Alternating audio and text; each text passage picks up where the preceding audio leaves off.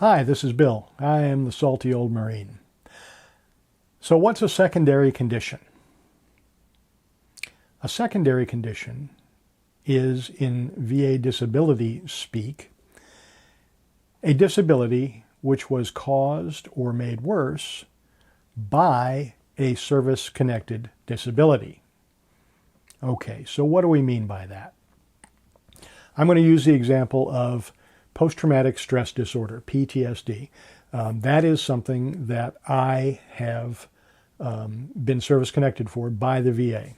So I am considered disabled and I have a rating for PTSD.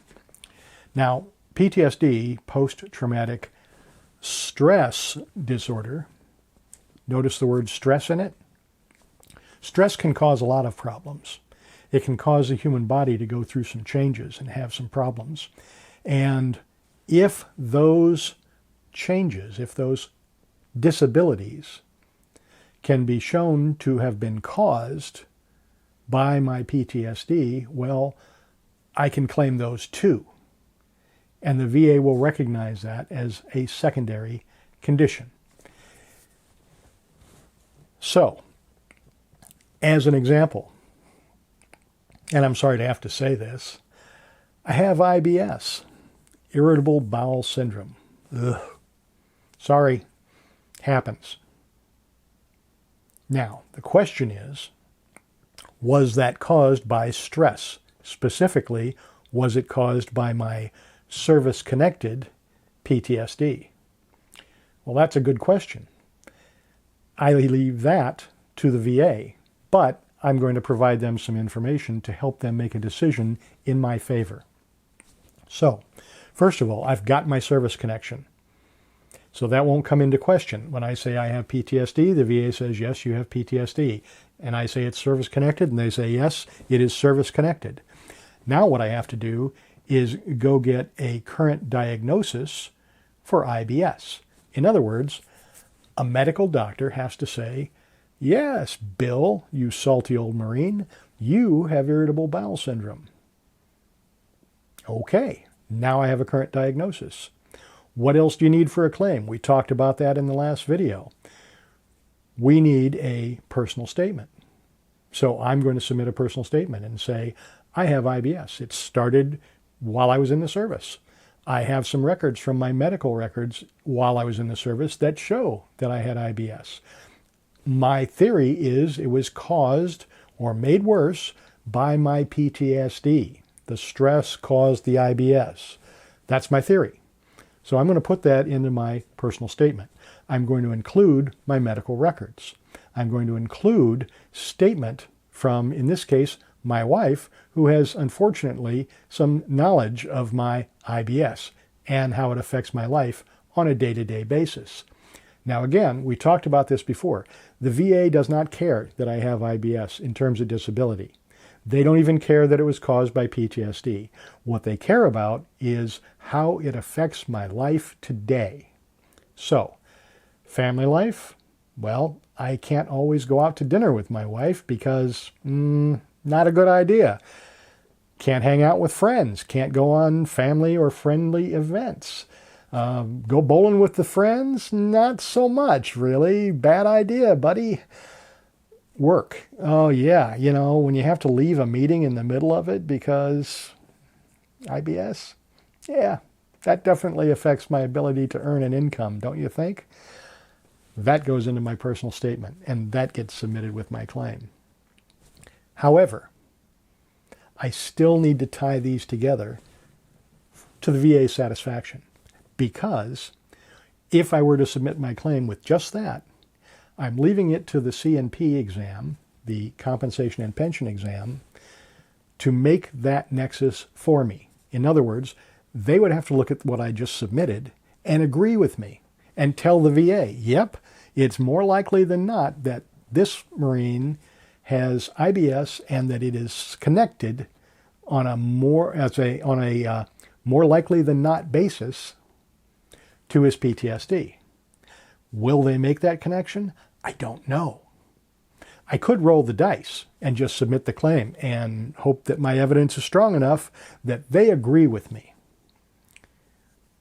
In this case, I think it's going to be a tough one because you can get IBS from a lot of different causes. And in fact, there's no way of knowing really exactly where it came from. This is a theory, right? So for that reason, I have engaged the services of a psychologist who specializes in writing nexus letters. That cost me some money. I was willing to pay it because that psychologist knows a lot about IBS, and that psychologist knows a lot about PTSD. And that psychologist has a lot of information about some scientific studies that show that PTSD can be directly linked to IBS.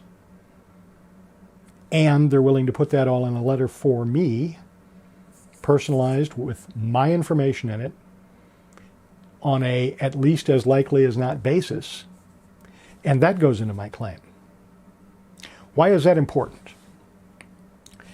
In VA land, when there are two nexi, and they say different things, that becomes a 50-50, right? 50-50. In the case of a push, according to the VA's own rules, they have to favor the veteran. So that means if I go to a C&P exam and the C&P examiner says, I don't think that IBS is related to your PTSD, salty old Marine, but I have a nexus letter from a qualified psychologist who has explained in great detail and provided documentation of scientific studies saying that, yeah, it is related. It's a push. And whenever it's 50-50, the VA must give the veteran the win. That's their rule. So that's what I'm depending upon. When I put in my claim for IBS, secondary to PTSD, that's what I will do. Why would I pay for a nexus letter? In my case, it's because my endocrinologist doesn't feel like writing a nexus letter. They don't understand the VA and how it works. They're not interested in looking up the scientific studies. They're interested in helping me with my IBS, which is good. I need the treatment, right? But I also need help with this claim, and that's not what my endocrinologist does. Does that make sense? Okay. Anyway, that's what a secondary claim is. Now, here's what's interesting. It's fun. Once a secondary condition is approved as a disability, it stops being a secondary condition. It's merely service-connected at that point. So, I have service-connected tinnitus, I have service-connected PTSD, and if I put in a claim for IBS as a secondary condition and it gets approved, I will be service-connected for IBS. And that's all. It's treated exactly the same as any other service-connected claim.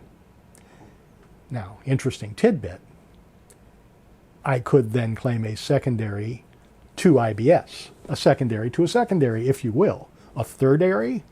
Well, no, it still is a secondary because now my IBS will be service-connected and it'll be treated like any other service-connected disability. I hope that's not too confusing. So anyway, we talked about what a secondary condition is. We talked about whether or not you might need a nexus letter in order to file for your secondary condition. I know you might have some questions. Ask those questions in the comments. I will do my very best to answer them. I am Bill. I am the salty old Marine.